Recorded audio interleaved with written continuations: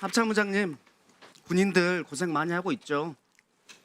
그리고 금방 군 명예를 걸고 말씀하신 거에 대해서 저 동의합니다. 저희 아들도 군대 가 있습니다, 지금. 그런데 그 군대를 자신의 정치적인 목적에 의해서 활용한 위헌적인 비상계엄을 해서 자신의 정치적 활동을 위해서 활용한 그것이 문제됐다는 겁니다. 그런데 그 군이 이번 내란 사태 때 활용된 거 아닙니까? 거기에 대해서 합참의장으로서 죄송하다는 말씀을 먼저 하셔야죠. 아닙니까?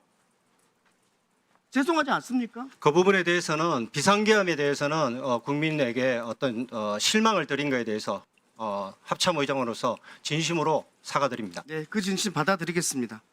김선호 국방부 차관님, 예, 1948년 이래 비상계엄과 경비계엄이 얼마나 있었는지 알고 있습니까? 비상계엄 2번 정도 있는 걸로 알고 있습니다. 네, 16차례나 있었습니다. 비상계엄과 경비계엄이. 그중에서 대표적인 게 6.25 전쟁 때 있었습니다. 그리고 4.19 혁명 때 있었습니다.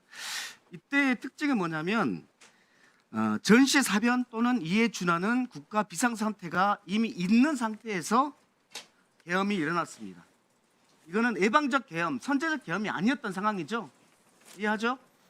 예, 그런데 비상사태가 전제되지 않은 사례가 있습니다. 5.16 비상사태가 그 전에 있지 않았는데 만들어졌습니다. 10월 유신 마찬가지입니다. 그리고 5.17 비상계엄 확대 조치 이것도 마찬가지입니다. 이것을 그래서 쿠데타로 합니다. 이해합니까? 동의합니까? 예, 그러니까 비상이 있어서 계엄을 한 게 아니라 비상계엄을 통해서 비상 상황을 만들었다. 동의하십니까?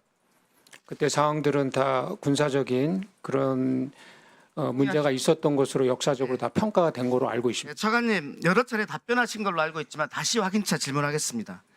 12월 3일 날 윤석열의 비상계엄 조치 이때 국가 비상사태가 존재했었습니까? 예, 제가 생각하기에는 비상사태가 존재하지 않았다고 생각합니다. 예, 비상사태가 있어서 계엄을 한 게 아니라 비상계엄을 통해서 국가 비상사태를 만들었습니다. 동의합니까?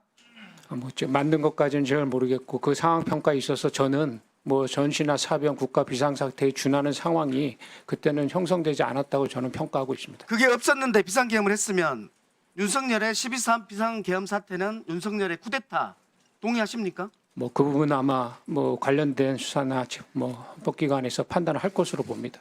네. 차관님 그 계엄을 언제 처음 알았습니까? 예, 저는 방송을 통해서 들었습니다. 예. 계엄을 발동할지 말지 이것을 판단할 때 실무적으로 보좌하는 역할을 국방부에서 하죠. 예, 아마 정상적인 비상계엄 절차가 준수했을 때는 아마 그렇게 했을 거라고 생각합니다. 혹시 그걸 실무적으로 국방부 장관을 보좌하는 직책이 누굽니까?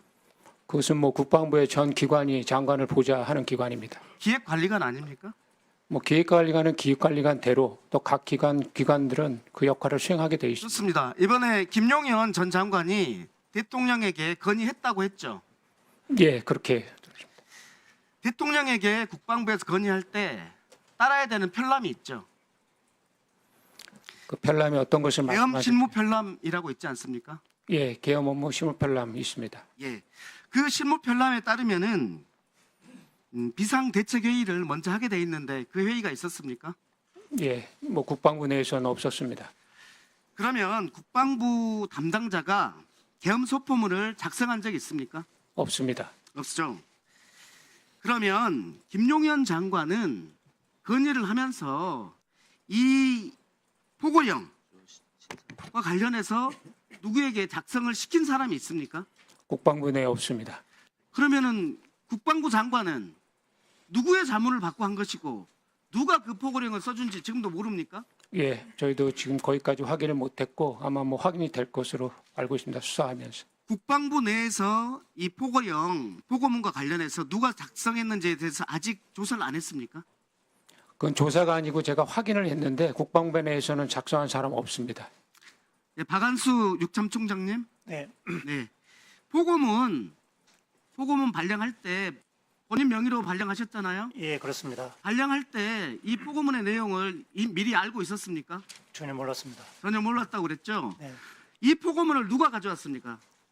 장관님께서 주셨습니다. 장관이 직접 줬습니까? 네네.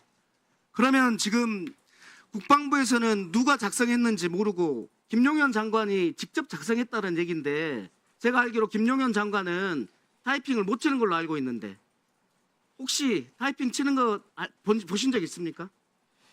저는 본 적이 없습니다. 국방부 차관님, 예, 누가 이 실무를 작성했는지 확인해야 되는 거 아닙니까? 예, 그것은 아마 뭐 수사기관이 확인할 것으로 알고 있습니다. 아니, 국방부에서 국방부 장관이 보고문을 작성해가지고 계엄사령관에 줬는데 이 문서를 누가 작성했는지 아직도 파악이 안 됐습니까? 예, 저는 제가 관련된 기관에서 확인할 수 있는 것으로 확인을 했고 국방부의 국방부 장관만 머리 자르기로 보이는데 그렇지 않습니까? 절대 그렇지 않습니다. 좋습니다. 합참의장님, 예. 안가 모임에 간 적 있죠? 다시 안가 말씀. 모임에 간 적 있죠? 간적 없습니다. 2번 간 적 있지 않습니까? 없습니다. 12월 3일 이전에 2번 간 적 있지 않습니까? 없습니다. 관저에 간 적 있죠? 관저라는 것은 행사 때도 갑니다. 11월 29일과 23년 11월 29일과 23년 12월 22일 두 차례 가지 않았습니까? 12월 29일 한번 가고 네, 공식 거기에서 계엄이나 비상 조치에 대해서 들은 적 있습니까? 들은 바 없습니다. 군 통수권은 군령권 누가 가지고 있습니까? 군령권은 군 통수권자가 가지고 있으며 그 행사할 때는 장관에 의해서 행사가 됩니다. 군 통수권을 가지고 군령권을 가지고 있는 사람이 그러니까 계엄 사령관이 되는 게 정상 아닌가요? 그거는 그렇지 않습니다. 법령에 지정된 장군으로 지정할 수 있게 예. 장성으로. 군령권을 가진 사람이 그러면은 계엄 사령관이 되는 게 정상 아닙니까? 그 말씀이 어떤 의미를 가지는지 정확하게 모르겠습니다. 육군 참모총장이 계엄 사령관이 됐잖아요. 그 전에 전두환 때는 육군 참모총장이 됐습니다. 그 이유는 군령권이 있기 때문이었습니다. 군령권이 지금 참 의장에게 간 거 아닙니까? 그러면 정상적으로 보면 참모총장이 군령권을 가져야 될 것 같은데 참모총장이 계엄에 대해서 동의하지 않으니까 참모총장을 패싱한 것으로 보이는데 어떻게 생각합니까? 그 부분을 제가 판단할 것은 아니라고 생각합니다. 만약에 계엄을 시행한다면은 계엄을 훈련하고 준비하는 것은 합참에서 연서 때 하고 있다고 말씀드릴 수 있습니다.